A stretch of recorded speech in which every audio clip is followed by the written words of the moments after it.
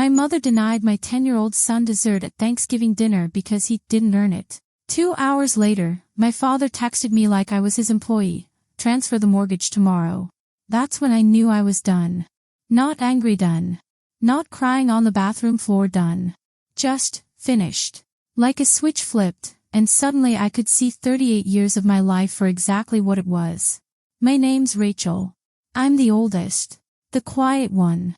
The one who learned early that love in the Hartley family came with receipts and interest rates. Let me back up. Thanksgiving at my parents' house always looked perfect. Gold candles everywhere. Crystal plates that probably cost more than my car payment. My mother, Catherine, with that smile she saves for company, the one that never quite reaches her eyes but photographs beautifully. From the outside, we're the picture of success. My father, Gregory, built a financial empire. My mother hosts charity galas. My younger sister Melissa married well and had 2 perfect daughters who never spill anything. My brother David learned to survive by staying quiet and not making waves. And then there's me. Divorced, single mom, living in a house that's mine but somehow still tied to them through paperwork I signed years ago when I was desperate and didn't know better. After my divorce 3 years ago, Gregory offered to help with my mortgage. Said he'd fold it into the family trust, make things simple. But I knew what simple meant in our family. It meant control. It meant my house, my independence, everything under his name. I said no. Politely, but no. He's treated every dollar I've made since then like an act of defiance. This Thanksgiving was supposed to be different. Neutral ground, I told myself. No arguments. No drama. Just show up, eat some turkey, leave early. I'd even told Lucas, my son, that we'd just smile through it. He was excited. He'd helped me make cranberry sauce the night before, spent an hour stirring that pot, tongue stuck out in concentration. He'd even written a little card for his grandma with crayon drawings of turkeys. When we arrived, Catherine kissed my cheek like she was greeting someone she vaguely recognized from the country club. She took Lucas's bowl of cranberry sauce and placed it behind her own store-bought dish on the counter. Didn't say a word about it. Just moved it out of sight. I watched Lucas's face fall. He didn't say anything, but his hand found mine and squeezed once. That small gesture told me everything. He'd already learned to expect disappointment from them. At 10 years old, he'd already figured out that his best wasn't good enough for his grandparents. I should have left right then. Dinner started the way it always did. Forced laughter. Inside jokes about people who weren't there. Subtle comments disguised as compliments. Gregory opened this expensive bottle of wine and announced it was for those who appreciate quality. Then he poured a glass for Melissa's 12-year-old daughter, Sophie, because apparently she had refined taste. Lucas asked why there weren't mashed potatoes this year. Simple question. Kid question. Catherine's smile sharpened. Because some people don't need more starch, sweetheart. She said it so sweetly. Like she was doing him a favor. David's eyes flicked toward me for just a second. That look that said he wanted to say something but wouldn't. My brother's gotten very good at that look over the years. I put my hand on Lucas's shoulder. Kept my voice even. It's fine, I whispered. But it wasn't fine. The dinner dragged on. Every detail in that dining room was perfect. Polished silver, floral napkins folded into little fans, soft lighting that made everything look like a magazine spread. The only thing out of place was the silence between me and my son. Lucas sat across from the twins, Sophie and Anna, watching them show Grandma the frosting flowers on their cupcakes. Catherine laughed like they'd just performed at Carnegie Hall, her bracelets chiming with every gesture. Such polite girls, she said loudly. Too loudly. It was for the room. A performance. A reminder. Lucas reached for the water pitcher. Carefully. Gently. Just trying to pour himself some water. Catherine's hand shot out. Sweetheart, let's let the grown-ups handle that, okay? The twins giggled. Gregory cleared his throat and poured himself more wine, pretending he didn't notice his grandson's face turning red. Every few minutes, my mother found a new way to remind me I'd fallen short. A crooked napkin. A quiet child. A life too independent for her script. It was always the same. But something in me had stopped bending. When dessert came out, Lucas's whole face lit up. My mother's pumpkin cheesecake. His favorite. He'd spent the night before helping me practice making one at home, our own version, just the two of us in the kitchen, laughing when the crust cracked. I watched the tray circle the table. Big slices for Melissa's daughters. Another for Melissa. One for David's youngest. Generous portions. The way love is supposed to look. The tray reached Catherine again. She set it down, knife still in her hand, and looked at Lucas. He didn't earn it after the way he acted, she said. Smooth as silk, like she was commenting on the weather. The room froze. Lucas blinked. Confused. I'm sorry, Grandma. What did I do? She didn't answer. Just reached for the whipped cream and added another dollop to Sophie's plate. David shifted in his chair. His wife stared at her napkin. Melissa looked everywhere but at me. I felt something shift in my chest. Not anger exactly. Clarity. Years of swallowing small humiliations. Pretending not to notice. That line between restraint and surrender just snapped. Lucas whispered, "It's okay, Mom." His voice was so small. So steady. I smiled at him. I know, sweetheart. I stood up slowly. The chair scraped against the polished floor, and the sound felt like it echoed forever. I took Lucas's coat from the back of his chair, knelt down, and helped him slip into it. The room watched. No one spoke. Catherine's voice finally broke the silence. "You're really leaving?" I looked at her. Not with hate. Not even with hurt. Just stillness. The kind that comes before a storm. We already stayed too long. We walked out. The air outside was freezing and clean. For the first time in years, I could actually breathe. The drive home was silent except for the wipers scraping across the windshield. Lucas sat in the back, clutching this little paper turkey he'd made at school. The one he'd wanted to show Grandma. When we pulled into our driveway, he asked quietly, "Did I do something wrong?" I turned around to look at him. "No, honey. You did everything right. Sometimes people act cruel when they want to feel powerful." He nodded slowly, but his eyes stayed distant. Trying to make sense of a world that doesn't play fair. Inside, I made him hot cocoa with extra marshmallows. He smiled a little, sipped it, and went to bed without another word. When I tucked him in, he whispered, "It's okay, Mom. I don't need dessert." That broke me more than anything my parents had said. Downstairs, the house was quiet. Just the hum of the fridge. The tick of the clock. I sat at the kitchen table staring at the cheesecake we'd made the night before. The one no one had tasted. That's when my phone buzzed. 10:13 p.m. "Dad, transfer the mortgage tomorrow." Just that. "No, please." "No, hope you got home safe." Just a command. I stared at the screen. My reflection dim in the glass. It wasn't about money. It never was. It was about control. Every loan, every favor, every reminder that I was the one who owed. I thought about all the times I transferred money on command. The times I'd apologized for things I didn't do. The times I'd convinced myself that this was just how families worked, that everyone had parents like this, that I was being too sensitive, that if I just tried harder, things would get better. But they never got better. They just got more expensive. I didn't reply. Instead, I opened my laptop. The glow lit up the kitchen as I started clicking through everything. Payments. Statements. Every single tie that led back to him. The trust fund. Joint investments. Property connections. Every chain disguised as help. Then I opened a blank document and started writing. Not a letter. Not an explanation. A list. Every time they'd used generosity as leverage. Every time silence cost me dignity. Every time I told myself it wasn't worth fighting. By the time I stopped, it was past midnight. The words felt solid. Final. I took one last bite of that cheesecake, just to taste what my son had been denied. It wasn't sweet. It was fuel. Then I texted one person. "David, we need to talk." He replied almost instantly. "Tomorrow morning. I'll come by." I closed my laptop. The house was still. The night sharp and clean. For the first time in years, I didn't feel small. David showed up before I'd even finished my coffee the next morning. He looked uneasy, hands stuffed in his jacket pockets, wearing that half-apologetic expression he always had when he came as the family messenger. "Mom said you overreacted," he started. I laughed. Not loud. Just the kind of laugh that comes from finally running out of patience. "Overreacted? She humiliated your nephew over a piece of cheesecake." He exhaled. "Yeah. I know.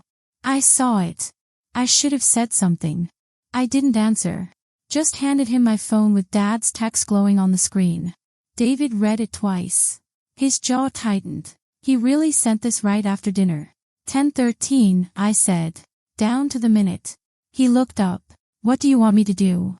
It was the first time he'd ever asked that question. Usually he tried to keep the peace, maintain distance. But something had changed. Maybe watching Mom cut Lucas out of dessert broke something in him too. "I want out," I said. "Completely.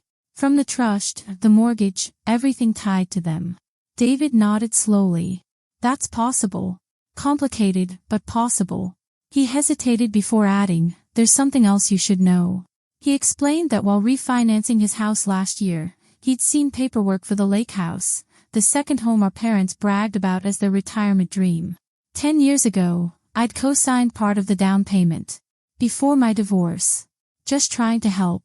They said my name would be temporary. Just until their finances cleared. But no one ever took it off. "Technically," David said, "you're still part owner." I blinked. "You're kidding." He shook his head. "And they're about to lease it for summer rentals. 5 figures a month. They didn't tell you because they assumed you wouldn't notice." Something shifted in me. All those years of being dismissed, diminished, treated like background noise. And now I had something they couldn't ignore. "I don't want revenge," I said quietly. "I just want them out of my life." David met my eyes. "Then let's make that legal." That afternoon, we met with the family attorney. Same man who'd handled every Hartley asset for decades. He greeted us politely, not yet aware he was sitting in the middle of a storm. I told him I wanted to separate my portion of the trust, close every shared account linked to my father. David backed me up, calm and steady. The lawyer hesitated. "Your parents might not." I cut him off. "They don't get a vote." He nodded, started typing. The sound of those keys felt like a heartbeat. When we left, David turned to me. "You know they'll come after you for this, right?" "I know," I said. "But they'll come to a locked door." 3 days later, it started. 6 missed calls from my mother. 3 from Dad. 1 voicemail. "You're sabotaging this family, Rachel. That boy of yours needs to learn his place. If you keep pushing, you'll regret it." Her voice was calm. Too calm. Like she was reading from a script she'd practiced her whole life. I listened to it twice. The second time, I heard what I'd missed before. The fear underneath the threats. She was losing control, and she knew it. I forwarded it to David. He texted back 5 words, "We're done officially this time." The next morning, I got an email from the trust administrator. Subject line, "Pending amendment request." I stared at it. Heart steady. Not racing. This was control slipping from their hands. And I knew it. But my parents weren't the kind to surrender quietly. January 7th. David's birthday. It had always been the only family gathering that felt halfway genuine. No fancy decorations. Just pizza, kids running around, laughter that didn't feel rehearsed. So when my phone buzzed that morning with a tag notification, I didn't think much of it. Until I saw the post. A photo of the lake house. Decked out with lights and banners. My mother's caption, "Surprise party for our amazing son, the man who holds our family together." She tagged everyone. David, his wife, his kids. Not me. Not Lucas. I called David immediately. He answered on the first ring. "What the hell is this? They didn't tell you?" I asked. "No," he said flatly. "They just decided." We were both quiet for a moment. Then he said, "We're going." When we pulled up to the lake house, the driveway was packed. Cars lined the road. Music drifted from the patio, low and polished. Inside, relatives I hadn't seen in years held wine glasses. My mother stood near the fireplace, glowing under soft lights. When she saw us, her face flickered. Shock. Then panic. Then that smile that didn't fit. David. Rachel. What a surprise, she said too brightly. David didn't waste time. Why did you post that party like I planned it? Her hand froze mid-gesture. It was meant to be a nice surprise. No, he said. His voice cut through the room. You used me to fix your image. People started whispering. My father stepped forward, jaw tight. Lower your voice, son. David turned to the crowd. For everyone here, this wasn't my idea. It's just another performance. And if you came thinking this was a real family celebration, you've been misled. Silence. Someone set down their drink. My mother's face flushed. We were trying to make peace. Peace doesn't start with lies, I said quietly. She looked at me like she didn't recognize me. You don't have to do this here. Yes, I do, David said. Because this is the only language you understand, an audience. The whispers turned to murmurs. Someone took out their phone. My father's expression curdled into pure fury.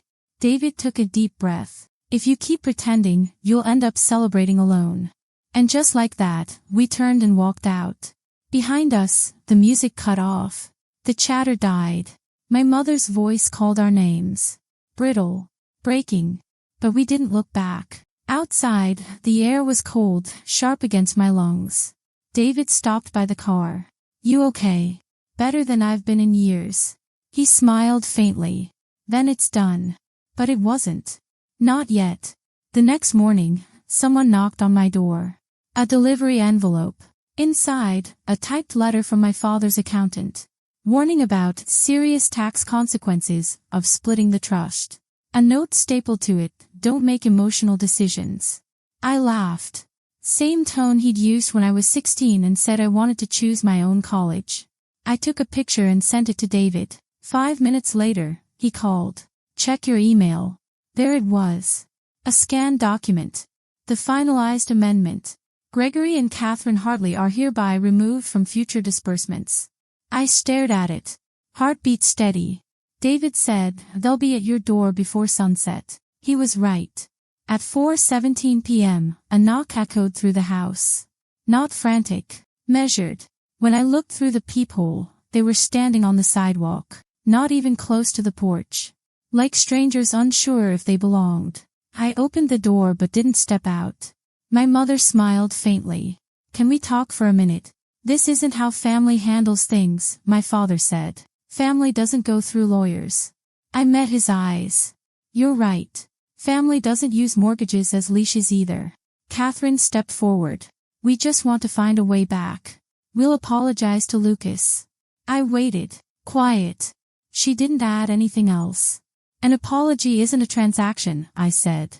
You don't get to offer it like currency. My father's jaw clenched. You think you're better than us now? No, I said. I think I finally understand you. I stepped back. Hand on the door. You're a lesson, not a legacy. Then I closed it. Their silhouette stayed outside for a few seconds. Then disappeared into the dusk. That night, the house was quiet again. Lucas was asleep, breathing evenly. David texted, effective immediately. They're out. Permanently. I set my phone down, leaned against the wall, and let the stillness settle. I didn't feel triumphant. Just clean. Like the noise had finally stopped. 3 days passed before I heard from David again. A single text while I was making breakfast. It's official. Trust split confirmed. No exclamation points. No celebration. Just fact. I opened my email. The document was sitting there. My portion separated. My parents' names crossed out from future distributions. It didn't feel like victory. It felt like exhaling after holding my breath for years. That afternoon, I picked Lucas up from school. He ran toward me, backpack bouncing, cheeks flushed. Can we make cookies tonight? Of course, I said. We spent the evening in the kitchen. Flour dusted the counter. Vanilla filled the air.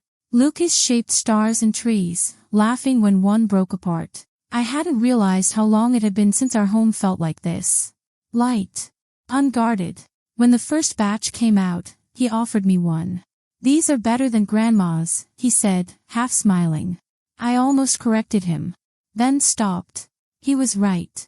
They were. Later, after he went to bed, I sat on the porch with tea. The night was still. Air crisp enough to sting.